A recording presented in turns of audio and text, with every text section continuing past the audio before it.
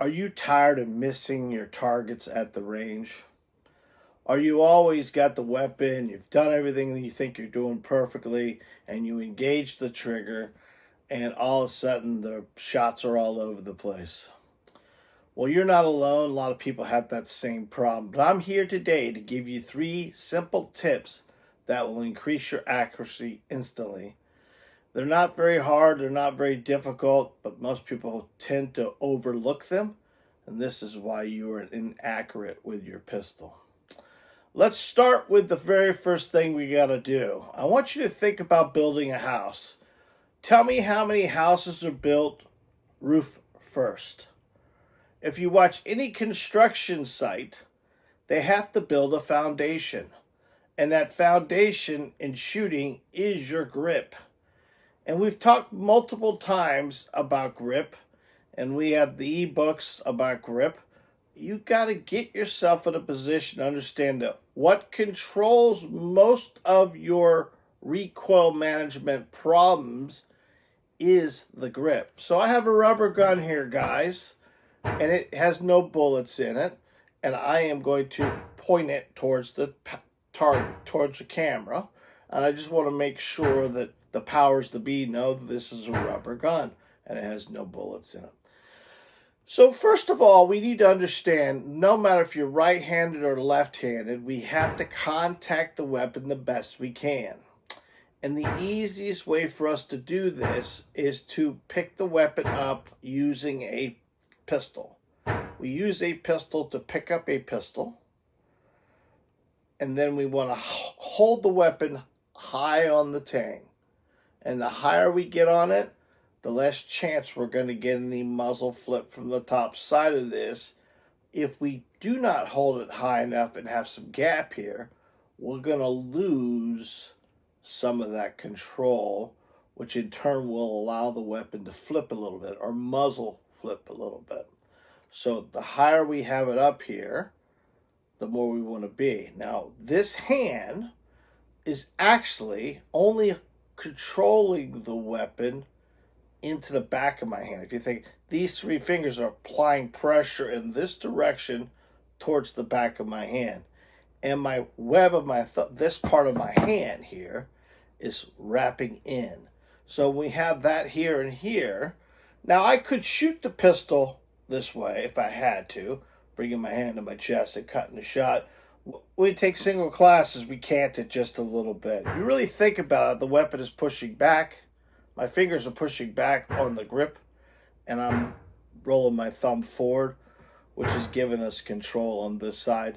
Then we build that void, and that's where the other hand comes from. This is a 2 thumbs forward grip. This is the easiest grip to control the weapon. Not only do we have complete fat around the firearm, when you drive it out, gentlemen, when you're using your pec muscles, you're squeezing to the backside of this firearm. So we're putting pressure here, here, here, and here, which is allowing us to control. What tends to happen is we have people doing some kind of other grip, and this is causing a lot of uncontrol, where they could dip their thumb in and use their hand to cover that thumb. And if you kind of see there, I'm not touching the firearm at that point in time. There's not much on this hand. And if you really calculate it to a point, whereas the power in your grip is these 4 fingers. So these 4 fingers have to grab a hold of the pistol to control it. So a lot of times people ask, well, how much pressure should I be applying to the firearm? You've heard a lot of people talk about 60-40, 40% on your non-dominant hand, your dominant hand, and 60% on your non-dominant hand, which allows the weapon. If you notice, I don't know if you keep watching, but I'm canting my hand. I'm using my thumb, rolling my thumb into the puzzle piece here, and that keeps the weapon when I drive it out to lock that thumb out. And if I've locked that thumb out, I have no way to go more down, in other words. So I'm not going to get that real jerkiness that people do when they pull a trigger. And pulling the trigger is the next thing we're going to talk about. Because a trigger assembly is a pivot point. It pivots here.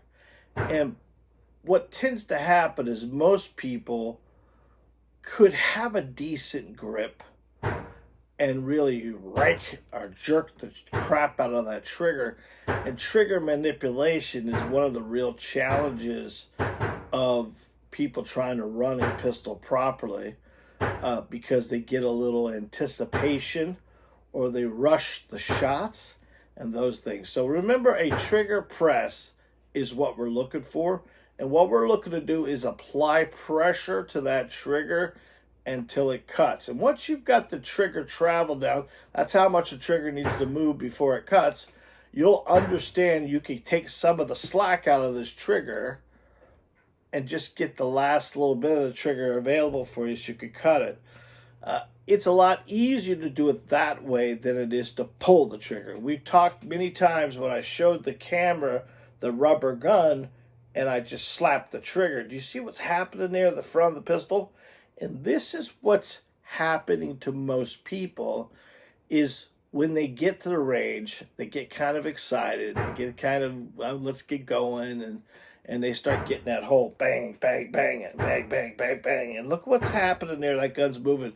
How can you be accurate if you're slapping the trigger all the time? Because it's lowering and right, left, high, low around the vertical plane here and the horizontal plane.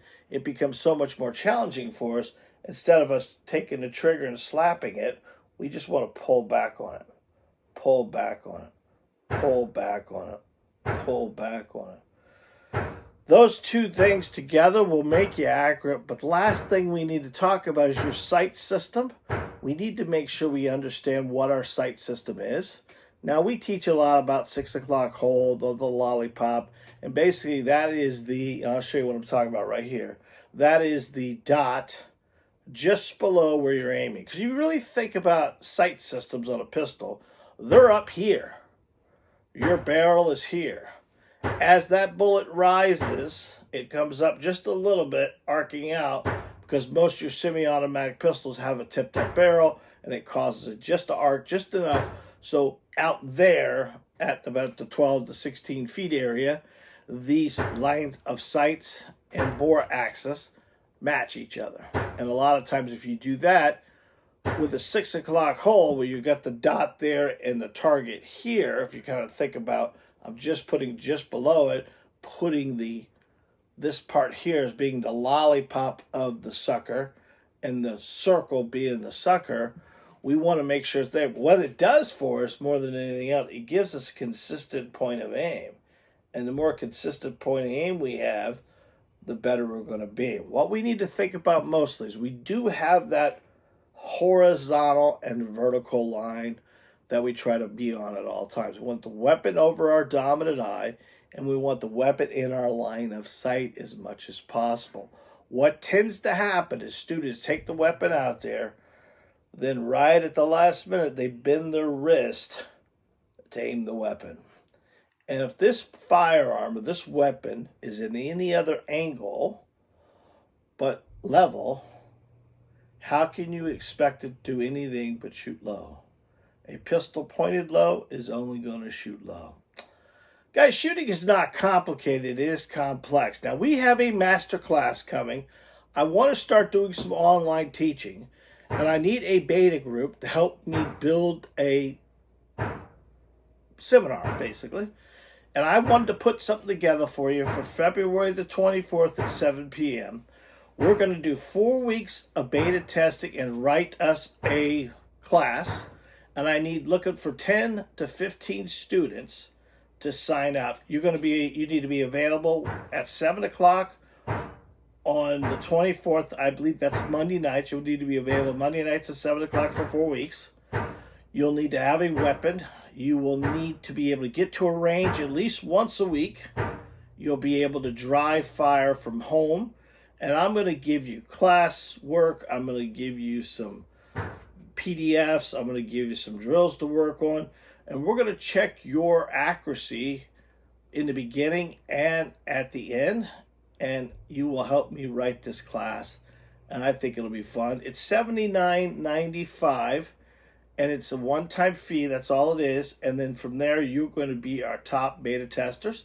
This class is going to sell, this course is going to sell for a lot more than that, but the first group is going to get the deal, and I want to give it to you guys. So if you're interested, there is a link down below about the master class, and it's going to be February the 24th at 7 p.m. Don't forget to check out our ebooks as well. Those are all there, and I want to give you one for free. One for free. Those are on sale for $1.99. You want one of those books like Trigger or Sight Picture or Grip, I would recommend you pick one of those up and put them in the cart and put free book at checkout. It's yours for free. Guys, as a firearms instructor, I specialize in you, and I want to give you as much as possible. So if you have an opportunity to help us out and let someone know about our channel, please do. Until next time, God bless, be safe, and remember, you are your first line of defense. We'll see you, folks.